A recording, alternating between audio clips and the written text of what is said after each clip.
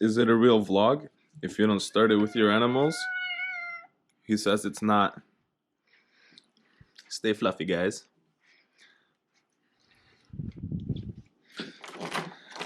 Jeep keys. Damn, she's looking good. And look at that parking job. Does not get any closer than that. That's how you park your Jeep. What's up, guys? It's Mike, the Smokin monkey, and we're back in the Jeep. And today I've got some bad news. Yesterday I took this thing on the highway for the first time, and it started to get a little shaky, and the whole body was vibrating quite violently. So I've realized that I probably should have gotten my tires balanced when I bought them off somebody online, which I didn't because I didn't have the Jeep yet, so I didn't really think about that. But since it's vibrating, that's the first thing I'm going to look at, and then maybe U-joints, but it's most likely the tires. So let's head to a tire shop. It's about 10:30 a.m. now on a Saturday, and they close at 2, so I'm going to head there as quick as I can. Yeah, let's go and do that. Today I was actually planning to do something else. I wanted to lift up all the carpets and check for rust underneath and just address the rust to make sure that there's nothing there, and if there is, just sand it down, prime it, and paint it so it doesn't get any worse. And yeah, but I guess change of plans today, so let's head to the tire shop. Water's frozen solid. Had to bring myself a new one. Like, this is insane. This is what we deal with out here, guys. So for anybody out in a warm climate, enjoy it, man, because I'm not enjoying this. Well, let's head to the tire shop now, and then after I'll take it on the highway and show you guys if it fixed it or not, because there's no point of going on the highway right now while I still know that it's not good. I don't want to risk it and go out there and have a shaky time and just not have a good time, because I don't want to be out on the highway shaking and not be able to stop or not be able to do something. So let's go get the tires balanced before we go out and do some high-speed runs and high-speed runs. High-speed runs, and then we'll actually see what this thing is doing. The shop now, buddy's taking it for a test drive. See what happens.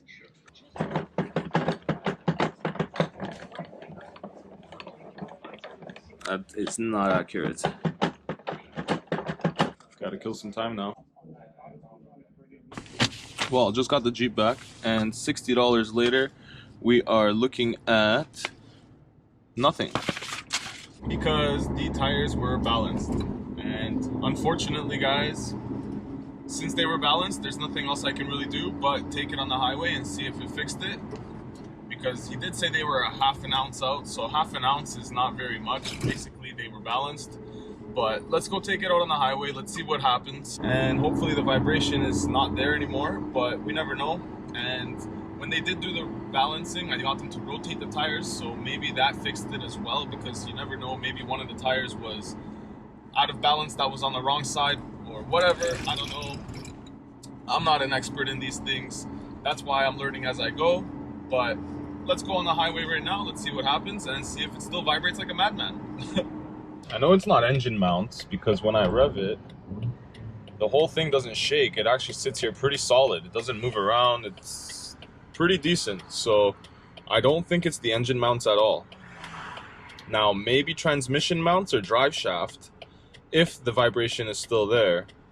Now, I hope it's not something like a drive shaft, because I don't want to replace that just yet. I will be doing that once I do the lift, and I need to do the drive shaft, and I can get a slip yoke eliminator so that I can decrease the angle and increase the efficiency, so I don't get vibrations then. Well, here comes the moment of truth. Let's see what happens. 4th gear, 80, 85, 90, so far so good. Still rolling pretty good.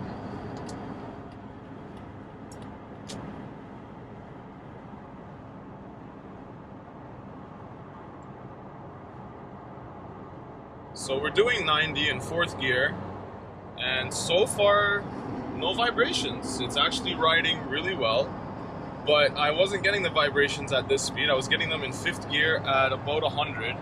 So let's bring it up a little bit. There's 100. There's 5th gear. And honestly, she's holding it together. It's not too bad. This is manageable. This is something that I wouldn't mind driving on the highway to a trail for an hour or 2 or 3. It's not vibrating me loose like it was yesterday, because honestly yesterday I felt like my leg was gonna fall off. It was ridiculously vibrating, and yeah, I don't know. I can kind of feel that the faster I get it going, like right now if I reach over 110, it starts to get there again. It starts to get a little bit shaky, but nothing like it was yesterday. You guys can see it's actually riding pretty stable. Other than that one mirror over there, the wind is kind of shaking it, but it's not too bad. It's actually riding really well, and I'm impressed. I think that whatever balancing they did or whatever they switched around really helped and really fixed my issue, because this thing rides great on the highway now. I can ride with one finger, steering it with one finger, no issues. And yeah, like honestly, if you can steer your Jeep with one finger, then you know it's driving well. But I need gas. Jeez, I did not take in how low I was. This thing loves to drink gas. I'm not sure how much it's burning, but I'm pretty sure it's drinking like 20 liters per 100 kilometers, which is ridiculous. Twice as much as anything I ever driven before.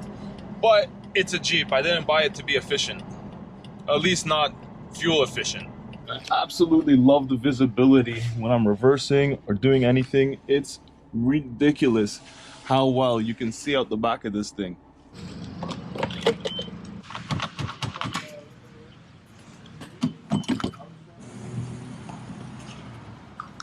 Never wants to fill unless you hold it on an angle. You hold it like this, and every 2 seconds it's resetting.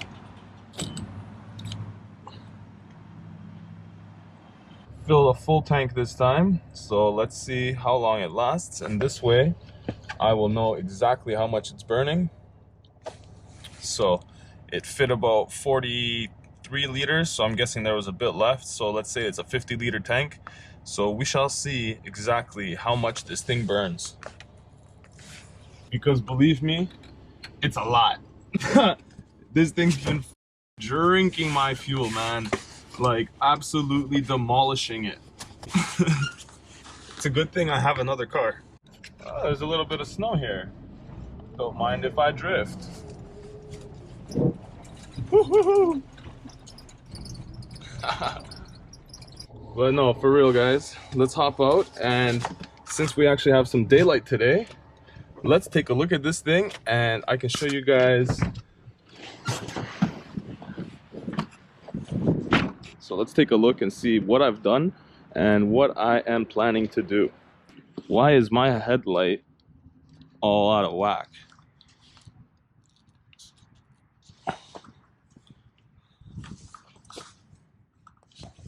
I think one of the mechanics bumped into it when they were doing my wheel alignment, but no big deal.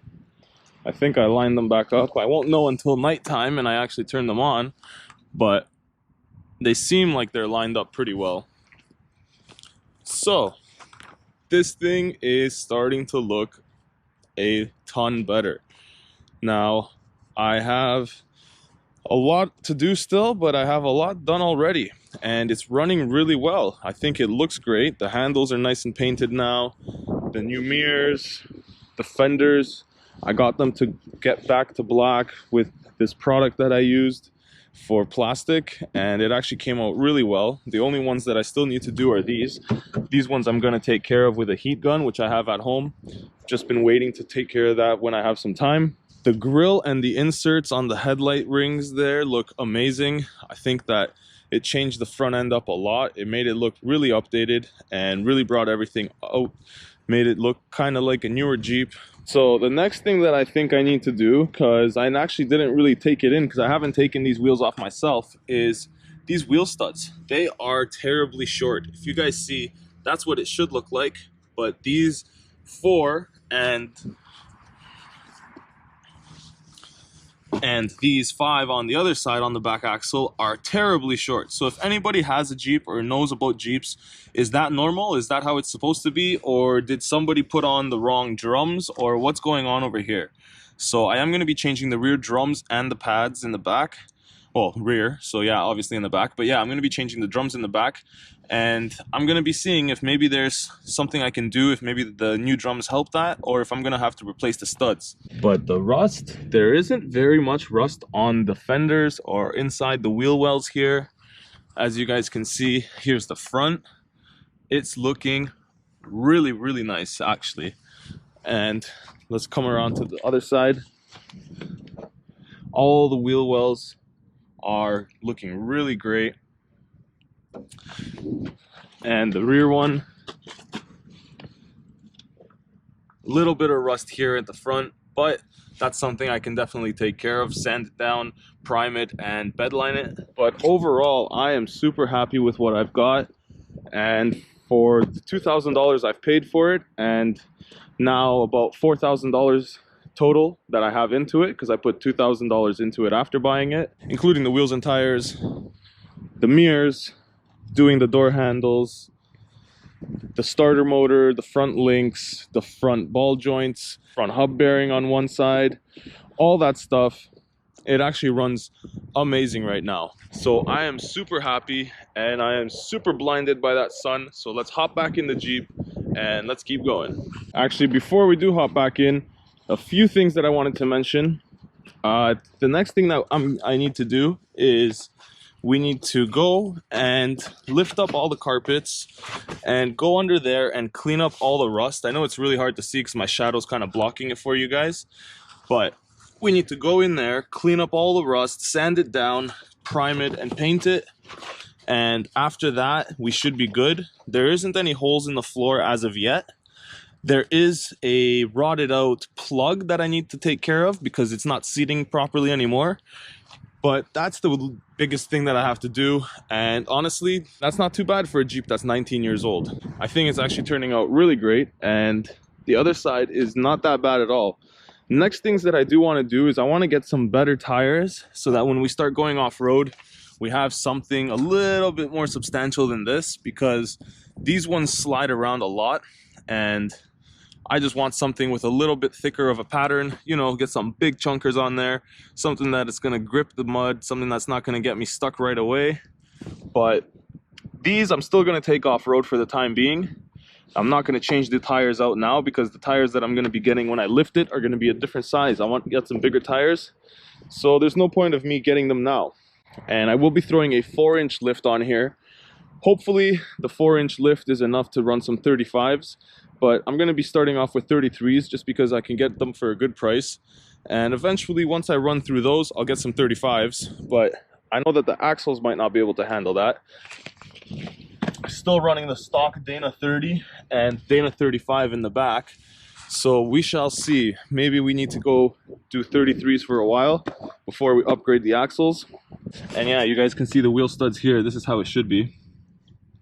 So after the lift, I'm going to be doing the wheels. I'm going to be doing a slip yoke eliminator to help with the drive shaft vibrations once I do that. As well, I'm going to be doing quick disconnect front links. I need spacers to get rid of my tire rubbing, and anything else that I can think of, I will mention. But right now, that's about all I can think of. And if you guys want to see any other mods, let me know, because there's tons of things. Like in the summertime, I'm going to be taking this off and I'm going to be throwing on either a soft top or just a regular denim cover for the roof, just so that I have some sunshade. And other than that, maybe a net in the back so that all my cargo doesn't go flying around, and I can still use this for just daily driving and taking out and grabbing groceries when I want to. And let me know if you guys want to see any other cosmetic mods. I've been thinking of throwing on a light bar up here, but I don't know, the ones that I've been seeing are really thin and they don't look that great. So maybe I'm gonna get some corner lights, but at the same time, I want to be able to take this windshield and fold it down. So I don't know, we'll see. Once we hit the trails with these lights, we'll see how well they hold up, and maybe they will be enough for me, maybe they won't. But I'm thinking I'm gonna need something a little bit further out, so I'm either gonna add 2 more on the sides over here, or I'm gonna add some on the corners of the windshield, just because those are nice and easy to install, and they'll give me that broad viewing angle. I don't know how to explain it, but they're gonna bright up the road a lot wider than what these do for me. It's gonna give me that nice side so that if I'm off-roading, I can see exactly what's happening on the sides of my Jeep. and yeah, just to give me a lot more confidence on the trail. So let's get out of here, but before we go, let's have a little fun. Going into the Jeep. Oh yeah. First rule of doing donuts, have your fun and get the hell out of there. So let's get the hell out of here. And like, honestly, this thing just drives really well. Like, for something this old and this beat up, I'm surprised. It actually handles amazing. Like, all the gears roll in really smooth, no grinds anywhere. It's just butter. It's actually smoother than my 2008 Civic Si. Butter. Like, look at that. Butter. Butter. Butter. Straight butter. You won't believe it's not butter. I'm enjoying myself a little bit too much here, guys.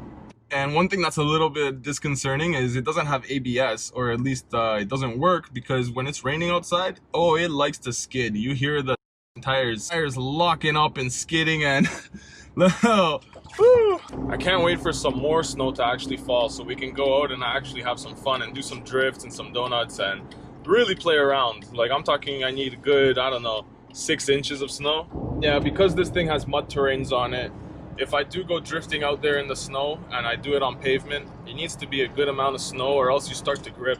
Like, where we just were was gravel and it was still getting a little bit stuck. It didn't want to slide as much, but we managed, you know. And it is actually a beautiful day out today. Like, wow. I wish I had somewhere that I can go off-roading, or I had somebody to come with me to spot me, because I don't trust this thing not getting stuck.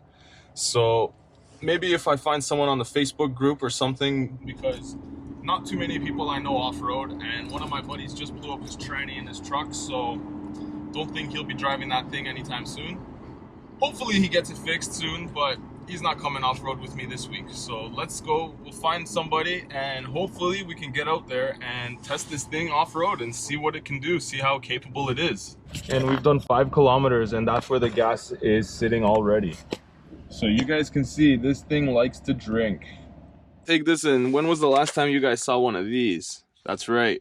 This thing has one of these guys hardwired into the stereo, because I guess this is what they were using at the time when they put this head unit in.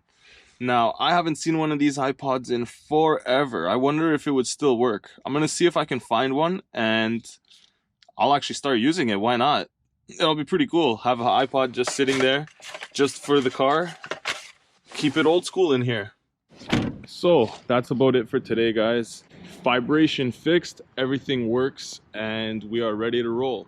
And that's the future plans for the Jeep. So if you guys want to see anything else, or if you guys have any other ideas for modding it or fixing it up, let me know. But until next time, guys, thank you for joining me. Thank you for watching. Don't forget to leave me a like and a comment, and please consider subscribing so you guys don't miss the next one, because there's tons more coming for this thing. So until then, ride safe out there. Peace.